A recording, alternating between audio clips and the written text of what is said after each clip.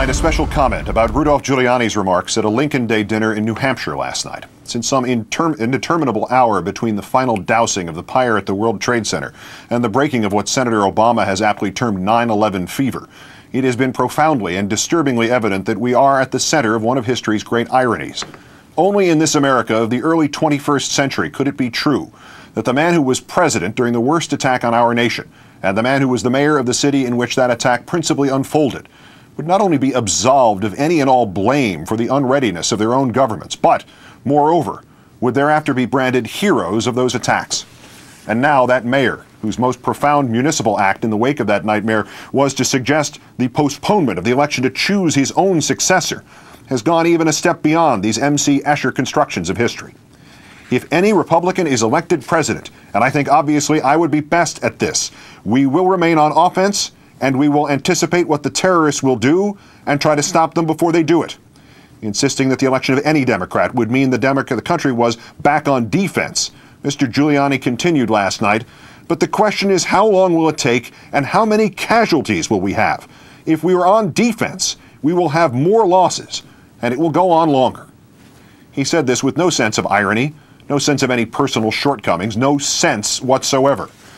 And if you somehow missed what he was really saying, somehow did not hear the none too subtle subtext of vote Democratic and die, Mr. Giuliani then stripped away any barrier of courtesy, telling Roger Simon of Politico.com, quote, "America will be safer with a Republican president."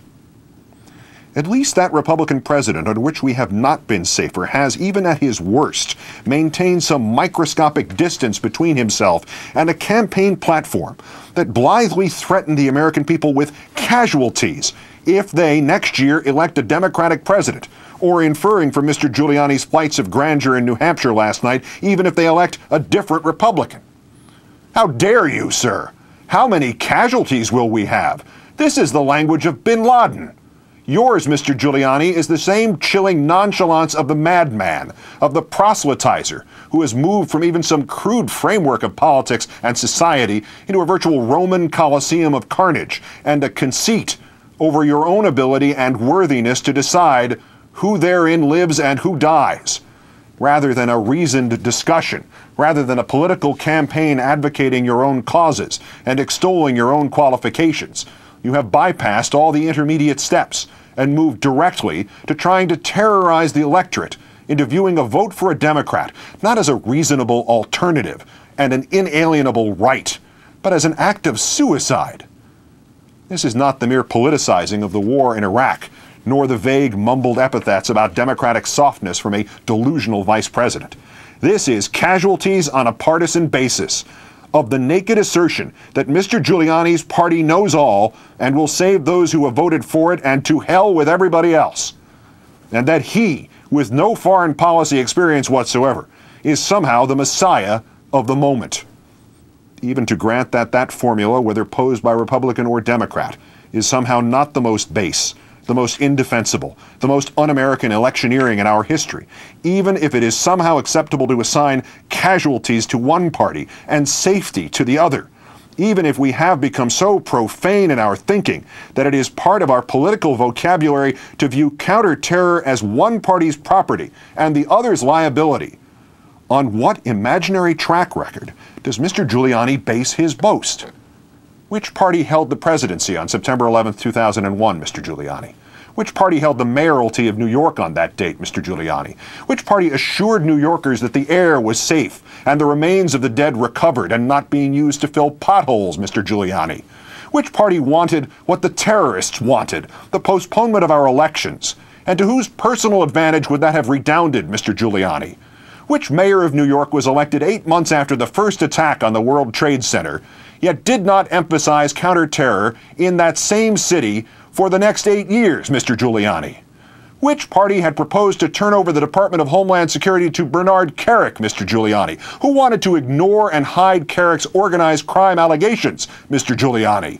Who personally argued to the White House that Kerik need not be vetted, Mr. Giuliani? Which party rode roughshod over Americans' rights while braying that it was actually protecting them, Mr. Giuliani? Which party took this country into the most utterly backwards, utterly counterproductive, utterly ruinous war in our history, Mr. Giuliani? Which party has been in office as more Americans were killed in the pointless fields of Iraq than were killed in the consuming nightmare of 9/11, Mr. Giuliani? Drop this argument, sir. You will lose it. The Democrats do not understand the full nature and scope of the terrorist war against us, Mr. Giuliani continued to the Rockingham County Lincoln Day dinner last night.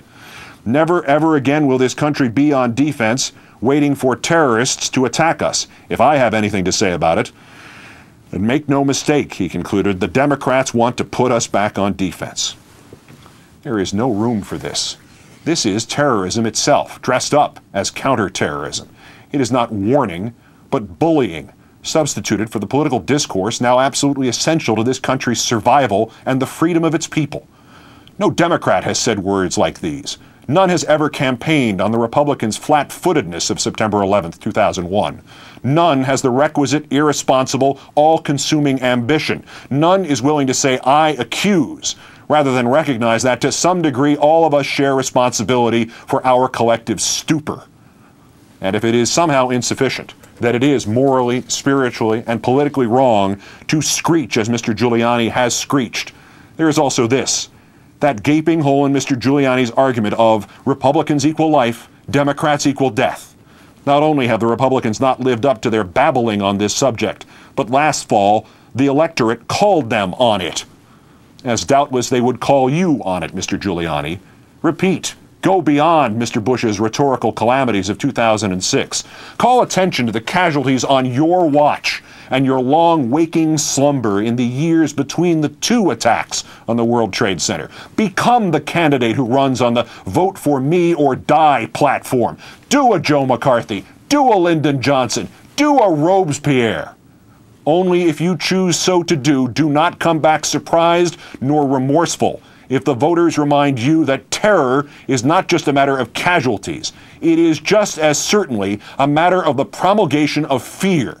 Claim a difference between the parties on the voters' chances of survival, and you do Osama bin Laden's work for him. And we, Democrats and Republicans alike, and every variation in between, we, Americans, are sick to death of you and the other terror mongers trying to frighten us into submission, into the surrender of our rights and our reason, into this betrayal of that for which this country has always stood. Franklin Roosevelt's words ring true again tonight, and clarified and amplified. They are just as current now as they were when first he spoke them 74 years ago. We have nothing to fear but fear itself, and those who would exploit our fear for power and for their own personal, selfish, cynical gain. Good night and good luck.